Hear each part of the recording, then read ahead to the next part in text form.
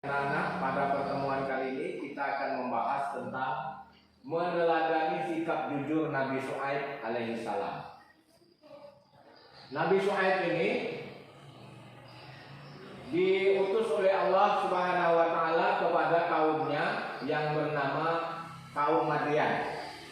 Nabi Syuaib itu diutus di tengah kaum Madian, kaumnya sendiri ya.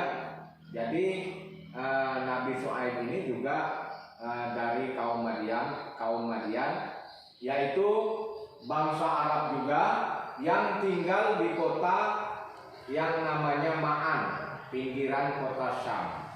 Kalau saat ini kota Syam itu disebut dengan negara Syria. Ya, jadi kaum Madian ini,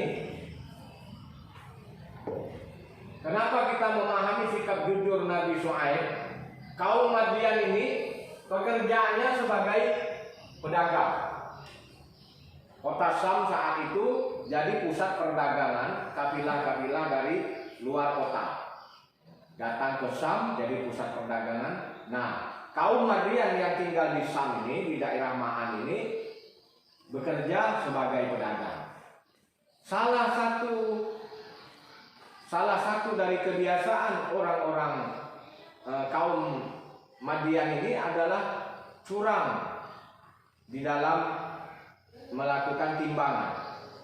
Ada pembeli, dia kurangi timbangannya, harganya dia katakan ini 1 kilo, tapi sebenarnya hanya 9 on misalnya. Kalau kita bayangkan sekarang begitu ya.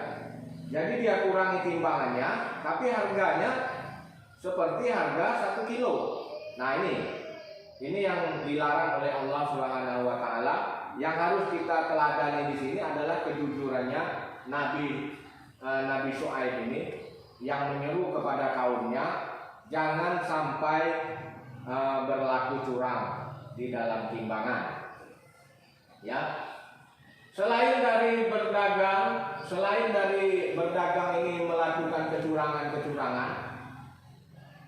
kaumnya Nabi Syuaib ini atau kaum Madian ini juga menyembah berhala, ya, menyembah berhala. Kemudian Nabi Syuaib diperintahkan oleh Allah untuk menuntun umatnya agar kembali ke jalan yang benar, menyembahlah kepada Sang Penciptanya yaitu Allah Subhanahu wa taala. Nah, ketika ini Nabi Syuaib di tengah kaumnya melarang melakukan kecurangan itu, ya. Jadi malahan mereka kaumnya Nabi Syuaib ini, suku Madian ini memusuhi Nabi Syuaib. Mereka memusuhi, berbuat buruk kepada Nabi Syuaib dan tidak mau mengikutinya. Kemudian mereka ini diberi azab.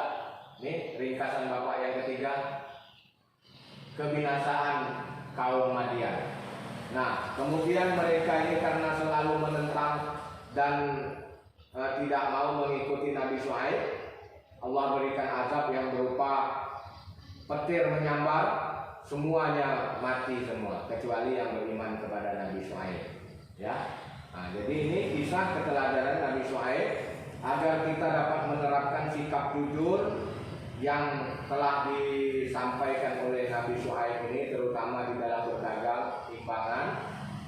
Kemudian selalulah menyembah kepada Allah Subhanahu wa taala. Demikian, semoga bermanfaat. Kita akhiri dengan bacaan hamdalah. Alhamdulillahirabbil alamin.